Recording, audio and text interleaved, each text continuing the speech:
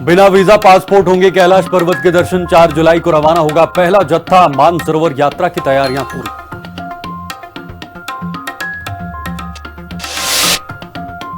देहरादून में 3.5 लाख की चोरी। पीड़ित ने खुद ढूंढे चोर, फिर भी पुलिस सुस्त। खाकी की कार्यप्रणाली पर उठे सवाल।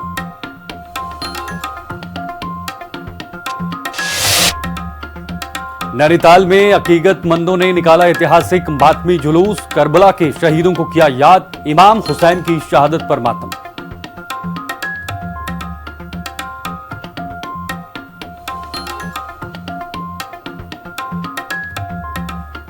नमस्कार, हिंदी खबर देख रहे हैं आप और मैं हूं आपके साथ शीतल शर्मा। बुलेटिन की शुरुआत करेंगे इस वक्त की बड़ी खबर के साथ और खबर है केंद्रीय मंत्री जेपी नड्डा का आज हरिद्वार दौरा है और आपको बता दें सीएम पुष्कर सिंह धामी एयरपोर्ट पर उनका स्वागत करेंगे। जोरदार स्वागत किया जाएगा। शांति कुंज में दधीची अंगदान संकल्प अभियान है जिसपे वो शामिल होंगे। सीएम पुष्कर सिंह धामी भी कार्यक्रम में रहने वाले हैं।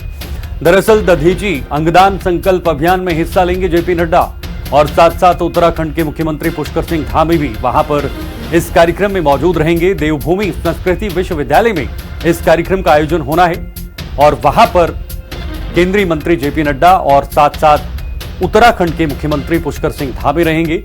केंद्रीय मंत्री जेपी नड्डा आज देवभूमि उत्तराखंड के दौरे पर आ रहे हैं। उनके हरिद्वार आगमन पर मुख्यमंत्री पुष्कर सिंह धामी हवाई अड्डे पर उनका भव्य स्वागत करेंगे। इसके बाद दोनों नेता शांति कुंज स्थित देव संस्कृति विश्वविद्यालय में आयोजित दधीची अंगदान संकल्प अभियान कार्यक्रम में शिरकत करेंगे। इस बेहद महत्वपूर्ण अभियान का उद्देश्य लोगों को अंगदान के प्रति जागरूक करना है। मुख्यमंत्री धामी भी इस कार्यक्रम में केंद्रीय मंत्री नड्डा के साथ मंच साझा करेंगे।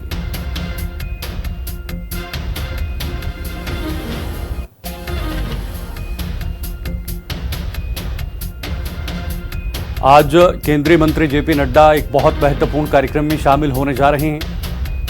जब वो एयरपोर्ट पर पहुंचेंगे उनका भव्य स्वागत वहां के मुख्यमंत्री की तरफ से किया जाएगा। अंगदान संकल्प अभियान इस थीम पर आधारित एक कार्यक्रम है जहां पर जेपी नड्डा और सीएम धामी इस कार्यक्रम में शामिल होंगे और पूरे देश में एक संदेश दिया जाएगा। इससे जुड़ा हुआ एक संदेश जो है वो दिया जाएगा। ये अंगदान का संकल्प है।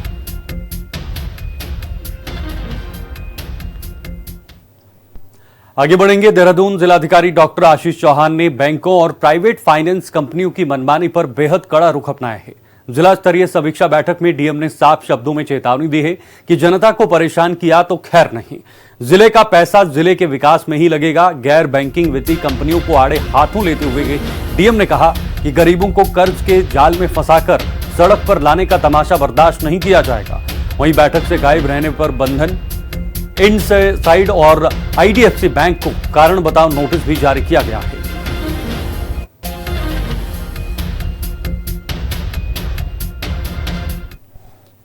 देवभूमि उत्तराखंड के नैनीताल में मुहर्रम के अवसर पर शिया और सुन्नी समुदाय के लोगों ने भावपूर्ण माहौल में ताजियों के साथ मातमी जुलूस निकाला। इस दौरान भारी संख्या में अकीदतमंदों ने करबला के शहीदों और हजरत इमाम हुसैन की महान कुर्बानी को याद कर श्रद्धा और गम का इजहार किया। शिया समुदाय के आजादारों ने सीना जनी पर मातम मनाया। स्थानीय लोगों के मुताबिक नैनीताल में पिछले करीब 200 सालों से ये मातमी जुलूस निकालने की परंपरा चली आ रही है। पिछले 10 दिनों से इमाम बाड़ा मोटा पानी में चल रहे कार्यक्रमों के बाद आज ये जुलूस हरिनगर से इमाम बाड़े तक निकाला गया, जिसमें हर आंख नम नजर आई।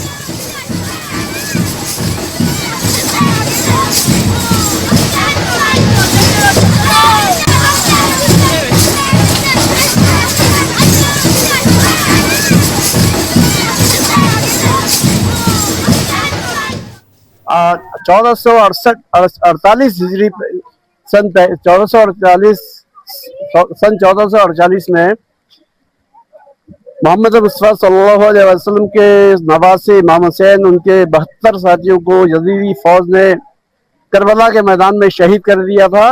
वो लोग भी मुसलमान थे, वो यजीद के मुसलमान थे। हम लोग इमाम हुसैन के मानने वाले हैं, मौला मुश्किल कुसा के मानने वाले हैं और मौला रसूल खुदा के मानने वाले हैं। उनके नवासे की शहादत के सिलसिले में हम लोग ये मातम करते आ रहे हैं और लगभग 200 साल से नैनीताल में ये मातम का सिलसिला चल रहा है। उधम सिंह नगर के दिनेशपुर से एक राहत भरी खबर आ रही है, जहां शिवपुर गांव में हुए भीषण अग्निकांड के पीड़ितों की मदद के लिए भारतीय रेड क्रॉस सोसाइटी आगे आई है। हाल ही में लगी इस आग में 2 परिवारों के आशियाने और गृहस्थी का सारा सामान जलकर राख हो गया था। घटना की जानकारी मिलते ही रेड क्रॉस सोसाइटी गदरपुर की टीम तुरंत मौके पर पहुंची और प्रभावित परिवारों को रहने के लिए तंबू, बर्तन और अन्य जरूरी घरेलू सामान वितरित किया। संस्था के चेयरमैन सोनू विश्वास ने कहा कि आपदा की इस घड़ी में पीड़ितों की मदद करना उनका मुख्य कर्तव्य है और आगे भी यह सहायता जारी रहेगी।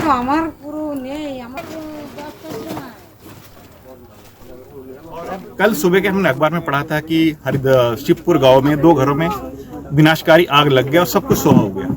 खबर पढ़ने के बाद मैं अपने भाई मित्र दीपंकर जी से संपर्क किया। उन्होंने बताया कि 2 गरीब परिवार है जिनका घर जलकर राख हो गया, तो रेड क्रॉस की टीम उनको सहयोग के लिए बर्तन और तंबू लेके हम यहाँ पे आए हैं। देखिए, प्रशासन को तो कहूँगा सबसे पहले इनका संज्ञान लेना, पटवारी को आके इनका निरीक्षण करना चाहिए और इनका जितना नुकसान हुआ उसका भरपाई सरकार को करना चाहिए। उत्तराखंड के रास्ते होने वाली विश्व प्रसिद्ध कैलाश मानसरोवर यात्रा की सभी तैयारियां लगभग पूरी हो चुकी हैं और श्रद्धालुओं का पहला जत्था 4 जुलाई को देवभूमि पहुंचेगा। इस साल 50-50 श्रद्धालुओं के कुल 10 जत्थे लिपुलेख मार्ग से रवाना होंगे। इस बार खास बात यह है कि श्रद्धालुओं को महज 38 किलोमीटर की पैदल यात्रा करनी होगी, बाकी का सफर गाड़ियों से तय होगा।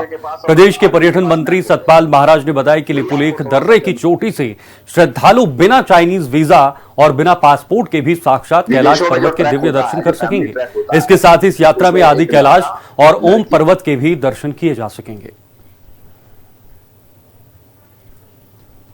महत्वपूर्ण है और यात्रा में लिपुलेख के ऊपर जहां पर दर्रा है वहां के चोटी के ऊपर आप खड़े होकर के एक ऐसा स्थान है जहां से आप कैलाश का दर्शन कर सकते हैं बिना चाइनीज वीजा लिए, बिना पासपोर्ट के आप भारत की भूमि से ही कैलाश का दर्शन कर सकते हैं। और आदि कैलाश जहां पर माननीय प्रधानमंत्री जी गए हैं वो भी एक ऐसा है कि एक छोटा सा स्वरूप है कैलाश पर्वत का, तो लोग वहां भी दर्शन कर रहे हैं। फिर हमारा ओम पर्वत आ गया, नाभि डांग आ गया। उसके बाद यात्रा भी हमारी चलेगी चीन से जो आएगी और मानसरोवर की यात्रा यहां से लिपुलेख के दर्रे से होते हुए आगे। देहरादून से एक हैरान कर देने वाला मामला सामने आया है, जहां पुलिस की कार्यशैली पर गंभीर सवाल खड़े हो रहे हैं। मामला चक्राता रोड स्थित के कम्युनिकेशन मोबाइल शॉप का है, जहां दिन दहाड़े रेकी करने के बाद चोरों ने करीब 3.5 लाख रुपए के मोबाइल, टैबलेट और कैश पर हाथ साफ कर दिया। परेशान करने वाली बात यह है कि पीड़ित दुकानदार का आरोप है कि खुद उसने सीसीटीवी फुटेज के जरिए तीनों चोरों की पहचान की। उनके पहचान पत्र यानी आईडी और पते तक पुलिस को सौंप दिए, लेकिन इसके बावजूद पुलिस ने मुकदमा दर्ज करने में 2 दिन लगा दिए और अब तक आरोपियों की गिरफ्तारी या सामान की रिकवरी नहीं हो सकी है।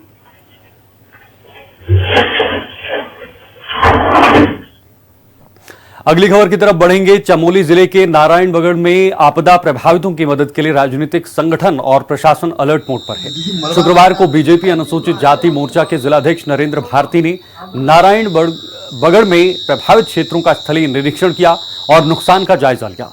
इस दौरान उन्होंने आपदा पीड़ित परिवारों से मुलाकात कर उन्हें ढांढस बंधाया और हर संभव मदद का भरोसा दिया।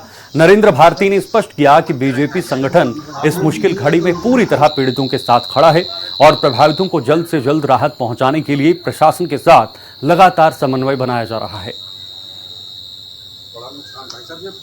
12:30 बजे के आसपास जो है कि बहुत तेज बारिश के साथ यहाँ पे अतिवृष्टि और एक तरीके से मैं कहूँगा कि बादल फटा है ऊपर की ओर, जिससे जो है कि बहुत ज़्यादा मात्रा में मलबा और पानी का जो है निकासी पूरे मार्केट के अंदर में, मुख्य बाजार के अंदर में आया है। और यहाँ पे तमाम जो अभी व्यापारियों से भी मैं बात कर रहा था, तो व्यापारियों को कई ज़्यादा नुकसान यहाँ पे हुआ है। दुकानों के अंदर मलबा यहाँ पे आया हुआ है और यहाँ पे सामने में हमारी जो राजकीय इंटर कॉलेज की बिल्डिंग है, ये सारी बिल्डिंग जो है कि एक तरीके से जो है पूरा पूर्ण रूप से ध्वस्त हो चुकी है। सारे कमरों में यहाँ पे मलबा भर चुका है और अभी क्योंकि हम लोग देख रहे हैं सुबह से कि तमाम प्रशासन के लोग भी और स्थानीय जनप्रतिनिधि भी यहाँ पे पहुँच रहे हैं, तो हम उम्मीद करते हैं कि बहुत जल्दी त्वरित गति से जो है कि यहाँ पे जो ये मलबा जो यहाँ के स्थानीय लोगों के द्वारा भी बहुत दिन भर से यहाँ पे मदद की जा रही है और प्रशासन भी और जनप्रतिनिधि भी इस अपने स्तर से काम कर रहे हैं और निश्चित रूप से बहुत जल्दी यहाँ पर ये मलबा सब हटा दिया जाएगा। चलिए फिलहाल वक्त एक छोटे से ब्रेक का है, आप बने रहिए हमारे साथ, खबरों का सिलसिला जारी है।